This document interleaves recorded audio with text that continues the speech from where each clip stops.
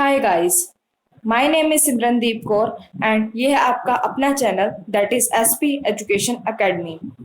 Now, in the previous video, we have discussed about the summary of the chapter of the poem My Mother at 66, that was of Flamingo book of class 12th. Now, we will read the line by line explanation of the poem My Mother at 66. Now, without wasting our time, let's start. First of all, we will see the stanza 1. What is the stanza 1? Driving from my parents home to coaching. Poetess कह रही है, poet's कमला दास कह रही हैं कि मैं अपने parents के होम से कोचिंग जा रही थी लास्ट फ्राइडे की मॉर्निंग थी.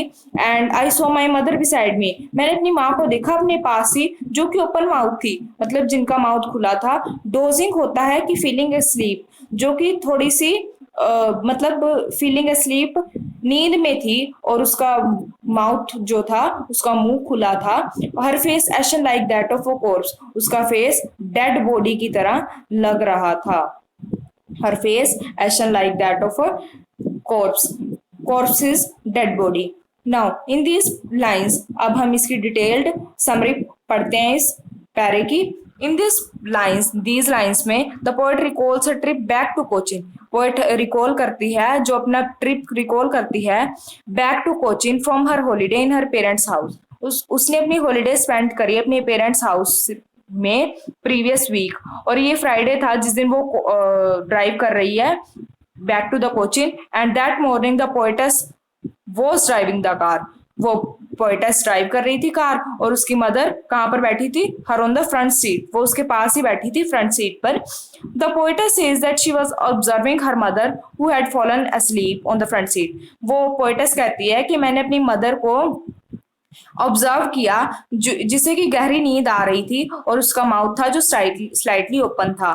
फिर वो पोएटस अपनी मदर में क्या देखती है कि उसकी मदर का फेस पेल हो चुका है. And it reminded her of the white faces of dead bodies. उसे इससे ये याद आ जाता है कि जैसे मरे हुए इंसान की बॉडी बिल्कुल वाइट हो जाती है, उसी प्रकार से उसकी माँ की बॉडी भी बिल्कुल पेल हो चुकी थी. और फिर उसे रियलाइज होता है, it is then she comes to realize, उसे रियलाइज आता है कि अब उसकी माँ ज्यादा देर यंग नहीं रही, मतलब अब उसकी माँ यंग नहीं है, अब वो बूढ़ी हो चुकी हैं. Her face had lost all its glow. उसके फेस ने सारी ग्लो लॉस्ट कर दी है. And charm with her age. अब उनकी एज ज्यादा हो चुकी थी, इसलिए उनके फेस पर अब कोई ग्लो या चार्म नहीं रह गई थी. Now we will see the question of the first question and answers of the first paragraph related to the first paragraph. Let's start the question answers. Where is the poetess going? Who is with her? Poets कहाँ जा रही है? Poets is going from her home. हमने कहा कि वो अपने घर से कोचिंग एयरपोर्ट की तरफ जा रही है, क्योंकि वो उसने कोचिंग जाना है. She is travelling in her car. वो अपनी कार में ट्रेवल कर रही है, और उसकी मदर उसके पास बैठी हुई है. Now moving to the next question. What does she notice about her mother? वो अपनी मदर के बारे में क्या नोटिस करती है? She noticed that her mother has grown quite old. वो नोटिस करती है कि उसकी मदर quite old हो चुकी है, उनका फेस बिल्कुल पेल होता जा रहा है, और उनके चेहरे ने ग्लो छोड़ दी है. उनके चेहरा जो ग्लो थी, ग्लो ऑफ हर स्किन जो हो चुका है, वो डिसअपियर हो चुकी है. And it looks dull like the ash. ये बिल्कुल डल लग रहा है, जैसे कि ऐश होती है, उसी टाइप से उनका चेहरा बिल्कुल डल हो चुका है.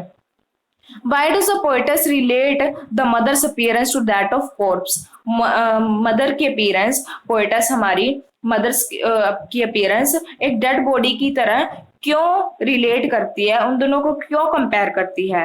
Her mother had turn 66 year old. उसकी मदर 66 ईयर्स ओल्ड की हो चुकी हैं.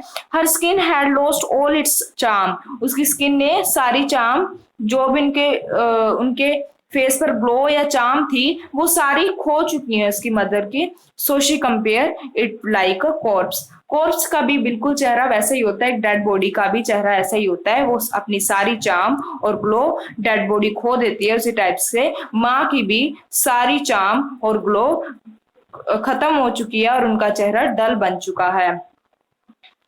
Now we will discuss about the explanation of second paragraph and realize with pain. उसे पेन हुआ यह जानकर कि उसकी mother as old as she looked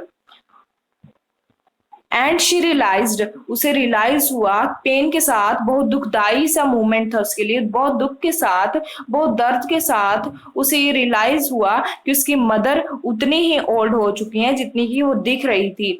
but soon put that thought away, लेकिन उसने वो अपने माइंड से वो थॉट हटा दिया और वो पीप आउट करने लगी, कार से पीप आउट करने लगी और उसने बाहर देखा, चिल्ड्रन को देखा, यंग ट्रीज को देखा। यंग ट्रीज स्प्रिंटिंग कर रहे थे। स्प्रिंटिंग मीन्स कि वो भाग रहे थे। जैसे हम ट्रेन या बस में ट्रेवल करते हैं तो हमें ऐसे लगता है कि ट्रीज जो हैं भाग रहे हैं, उसी टाइप से उसी हम बोलते हैं स्प्रिंटिंग।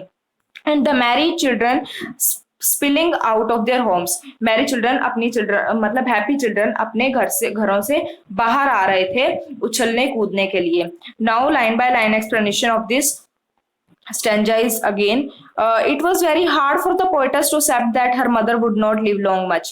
अब उसे ऐसे लग रहा था कि उसके लिए बहुत बहुत ही ज्यादा हार्ड था इस ट्रुथ को एक्सेप्ट करना कि अब उसकी मदर ज्यादा देर तक नहीं रहेंगी। So she decided to focus her attention on something else. अब वो डिसाइड कर लेती है कि किसी और चीज पर वो अपना अटेंशन या फोकस लगाए। She turned away from her ageing mother, वो अपनी मदर से ध्यान हटाती है। Decided to look outside the windows of the car, वो बाहर देखना शुरू हो जाती है। In which she was driving, जिस कार में वो ड्राइव कर रही थी उस कार की विंडो से वो बाहर देखना शुरू कर देती है। आउटसाइड क्या हो रहा होता है? Her eyes fell on the trees, उसकी आईज ट्रीज के ऊपर फेल करती हैं जो कि स्प्रिंट कर रहे हैं। That the vehicles passing by, ठीक है। The car was moving so fast, वो कार इतनी फास्ट मूव कर रही थी that by the way of relative motion it seem to the poet that all the trees should also see, all the trees she could see were also running at full speed past her, उसी के पीछे भाग रहे थे। जैसे कि हम train या बस में ट्रैवल करते हैं ऐसे ही होता है, स्प्रिंटिंग ही होती है। It seemed that those trees must have been quite youthful if they had energy to move fast. वो कहती है कि ये ट्रीज भी बहुत यंग हैं age compare to her mother. The poet's eyes also feel the children, उसने अब चिल्ड्रन को भी देखा जो अपने घरों से बाहर आ रहे थे, जो मतलब एक्साइटमेंट में थे बाहर आने की। Now moving to the question answers of second stanza. Now first question, what does the first question says? What did the poetess realize with pain? उसे क्या पेन के साथ रियलाइज हुआ कि उसकी मदर ग्रू ओल्ड होती जा रही है, उनके बस अब वो थोड़े दिन ही रहेंगे, मतलब अब उनकी she may not live long. What was the realization? Why was the realization painful? Realization क्यों painful थी उसके लिए? The realization that the mother was approaching death, mother अब डाई हो जाएंगी, मतलब वो अपनी अप्रोचिंग डेथ को फेस करेंगी अब। Was painful to the poetess, यही उन पोएटस को पेनफुल था कि अब उनकी मदर को डेथ को अप्रोच करना पड़ेगा। The poetess was suppose to stay away from the home, away from her mother for long duration, far away. अब पोएटस को अपनी मदर से बहुत दिनों के लिए, बहुत ड्यूरेशन के लिए, बहुत टाइम के लिए दूर रहना पड़ता था और बहुत ही दूर रहना पड़ता था। They might not even meet again, उसे लगा कि अब वो दोबारा नहीं मिलेंगे शायद। Now, why the poetess, now moving to the third question, why the poetess put that thought away? उसने क्यों अपना थॉट वो दूर कर दिया? The poetess, ये तो सिंपल सा आंसर है इसका कि वो पेन दे रहा था, तो जो उसे पेन दे ही रहा था, जो उसे सेपरेशन का पेन दे रहा था, तो उसके बारे में क्यों सोचती? The poetess was thinking about a long separation from her aged mother. The poetess was thinking about a long separation. वो अपनी मदर से जो सेपरेट होने जा रही है उसके बारे में सोच रही थी। She even feared that, उसे ये भी डर लगने लगा कि that the mother and daughter would not meet again, कि अब वो दोबारा अपनी माँ से नहीं मिल पाएंगी। And because her mother was going to die, उसका ये था कि अब उनकी mother will not live long. Suddenly she noticed that her mother had been Suddenly she noted that her mother face has become pale, and so she didn't so she decided to put her thought away. Now moving to the fourth question, what did the poetess see outside of the car? Poetess क्या देखती है outside of the car? The poetess saw cheerful life outside the car. Cheerful, happy and merry life देखती है outside the car. There were young trees, बहुत young trees थे जो कि run back कर रहे थे उनके उनके पीछे पीछे उनकी कार के पीछे स्प्रिंटिंग कर रहे थे. As I have explained the meaning of sprinting in the last stanza. Children playing around their houses. Children भी अपने houses के around घूम रहे थे, अपने houses के around play कर रहे थे और वो coming out from their houses. How does the poetess strike a contrast between what traveled with her and what moved outside? कैसे पोएट कहती है कि कंट्रास्ट है कि बाहर क्या हो रहा था और अंदर कार में क्या हो रहा था. The mother was sleeping inside the car with her open mouth. Mother sleep कर रही थी इन साइड द कार अपने ओपन माउथ के साथ. She was similar to a dead body. वो डेड बॉडी एक कॉर्प्स के सिमिलर थी, एक कॉर्प्स के सिमिलर लग रही थी मदर इन द कार.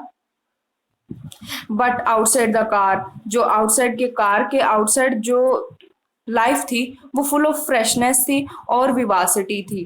वहां पर देयर वर यंग ट्रीज थे वहां पर जो कि चीयरफुल थे. There were children playing and running merrily. जो चिल्ड्रन थे वो हैप्पीली घूम रहे थे, भाग रहे थे इधर उधर. और मदर का जो थॉट था, पोएट के मन में मदर के बारे में जो थॉट आता है वो डेथ का थॉट था कि अब मदर अप्रोचिंग डेथ को फेस करेंगी. बट जो बाहर की लाइफ थी बहुत चीयरफुल थी और अंदर की लाइफ थी बहुत पेनफुल थी. That's why the poet says here that here is a contrast. Now moving to the next paragraph, that is third stanza we are reading now. But after the airport security checks, जैसे ही security airport से वो check कर लेता है, जैसे उनके papers जो भी उनकी फॉर्मेलिटीज होते हैं. Starting a few yards away, थोड़ी दूरी पर मेरी माँ खड़ी थी. I looked again at her, मैंने उसकी तरफ दोबारा देखा. Wan pale as a late winter's moon. वो वैसे ही वैन मीन्स डल और पेल मीन्स पीलापन, जैसे कि एक लेट विंटर्स मून होता है, एक लेट विंटर की नाइट होती है बिल्कुल शांत, बिल्कुल पेल और बिल्कुल वैन मतलब वैन मीन्स डल होती है, जैसे कि एक लेट विंटर मून होता है. लेट विंटर का जब भी आपने मून देखा हो बिल्कुल डल होता है, उसमें कोई भी शाइन नहीं होती. हाउएवर, अब हम इसकी डिटेल्ड लाइन बाय लाइन पढ़ रहे हैं. However, after the security check के बाद she was standing a short distance away from her mother. वो अपनी मदर से थोड़ी दूरी पर खड़ी थी. And again she chanced to notice the old woman. वो फिर दोबारा से उस old woman की तरफ देखती है. Just as before, her mother appeared very pale. वो पहले की तरह बहुत पेल अपीयर हो रही थी. The two words van and pale well describe the mother's appearance. Wan का मीनिंग होता है डल और पेल का मीनिंग होता है पीलापन. तो ये मदर्स के पेरेंट्स को पूरी तरह से डिस्क्राइब करते हैं.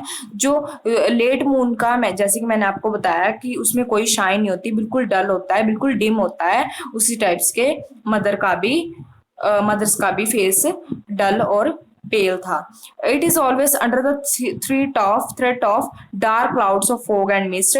जब भी हम लेट विंटर में मून देखते हैं वो फॉग और मिस्ट से ढका होता है, उसी टाइप से. Similarly the poetess mother was approached bye death, any time she could be swept away by death. ये जो थॉट होता है वो पोएटेस को बहुत ही पेनफुल होता है, बहुत ही पेन करता है. You can also take the screenshots of this questions and paragraph explanation as you wish. Now moving to the questions of stanza third. How did the mother look like at airport? Mother कैसे look like करती है at airport? The mother stood a few yards away. ये हमें platform बनाने के लिए लिखना पड़ रहा है, लेकिन पॉइंट टू पॉइंट आंसर है इसका. She appeared to be lifeless, colorless, like late winter's moon that was dim and supposed to be hidden by the fog, as I have explained. So you can also take the screenshot. I am waiting. Now moving to the second question of this paragraph. How do Van and Pale describe the mother? कैसे wan और pale mother के appearance को describe करते हैं? The mother was aged, weak beyond her age, age हो चुकी थी और वीक हो चुकी थी उनकी एज के साथ साथ. She appeared wan and pale. Wan means dull and pale means yellowish colour face हो गया. Wan and pale shows weakness and lifelessness of the mother. Now moving to the third question. What is late winter's moon? Late winter's moon क्या होता है? हमें पता है late winter में जो हमारा स्काई होता है वो फिल होता है फोग और मिस्ट के साथ, धुंध के साथ पूरा फिल होता है. The moon at that season can not shine brightly. Moon उस सीजन में ज्यादातर शाइन नहीं करता. It appears to be dim. ये बहुत डिम अपियर करता है. And most of the time rest behind the cloud. ये ज्यादातर क्लाउड्स के पीछे ही छिपा होता है. No one can predict how long the moon could stay and what the clouds would hide him. किसी को नहीं पता होता कि कितनी देर तक मून स्टे करेगा और कब ऐसा टाइम आ जाएगा कि उसे क्लाउड ने घेर लेना है और उसे हाइड कर देंगे अपने पीछे. Now moving to the fourth question of this stanza. Why does the poetess compare her mother to a late winter's moon? वो अपनी मदर को क्यों लेट विंटर्स मून के, ये हमने एक्सप्लेन कर ही दिया कि लेट विंटर मून भी हमारा क्या होता है, डिम होता है. और उसी तरह से उसकी मदर भी क्या थी, चीयरलेस और ग्लूमी थी like the late winter moon जो कि ओवर शेडोड होते हैं बाय फोग एनी मोमेंट. किसी भी टाइम उन पर फोग अटैक कर सकता है, क्लाउड्स अटैक कर सकते हैं उन्हें पीछे छुपाने के लिए. उसी तरह मदर को भी किसी भी टाइम डेथ अटैक कर सकती है. तो इसलिए हमने इसका कंपैरिजन पोएटस की मदर का कंपैरिजन लेट विंटर्स मून से किया है. Moving to next paragraph, that is stanza number 4. And stanza number 4 is, and felt that old familiar ache, my childhood's fear. फिर मुझे वही पेन याद आ जाता है जो मुझे पहले आया था, मेरे बचपन का डर. बट मैंने इसे इग्नोर किया. But all I said was, मैंने उसे इग्नोर करके यही कहा कि सी यू सून अम्मा. And I did was smile and smile. मैंने अपनी माँ को गुड बाय बोला और उन्हें बोला सी यू सून अम्मा, मैं तुम्हें जल्दी ही मिलूंगी. एंड फिर उसके बाद मैंने जो किया, स्माइल, सिर्फ मैंने स्माइल ही किया. अब now the detailed paragraph. This made her recall the thing she had most afraid of her childhood. उसके चाइल्डहुड में भी उसे यही डर था कि कभी भी उसकी मदर कभी भी उसे छिन ना जाए. द फियर, वो क्या था फियर, कि उसकी माँ को एक दिन डेथ को अप्रोच करना पड़ेगा. She will die one day. This was fear that had plagued many times before. ये पहले भी बहुत बार पोएटस को सताया है और फिर ये एक बार अब पोएटस को परेशान कर रहा है, पेन दे रहा है. However she didn't let that fear show itself on her face. वो अपने फेस पर ये फियर अपना लाना नहीं चाहती है, इसलिए वो इस फियर को भुलाकर और इंस्टेड शी पुट अप, उसके बाद ये ब्रेव फेस लाती है. वो पेन वाला फेस नहीं लाती अपनी मदर के सामने, वो ब्रेव फेस लाती है. और उसने गुड बाय कही अपनी मदर को. She assured her mother that they would be seeing each other soon. वो उसने अपनी माँ को ऐसे गुड बाय किया और उस एश्योर किया कि फिर दोबारा से मिलेंगे. And all while, even though in great agony, the smile never left her face.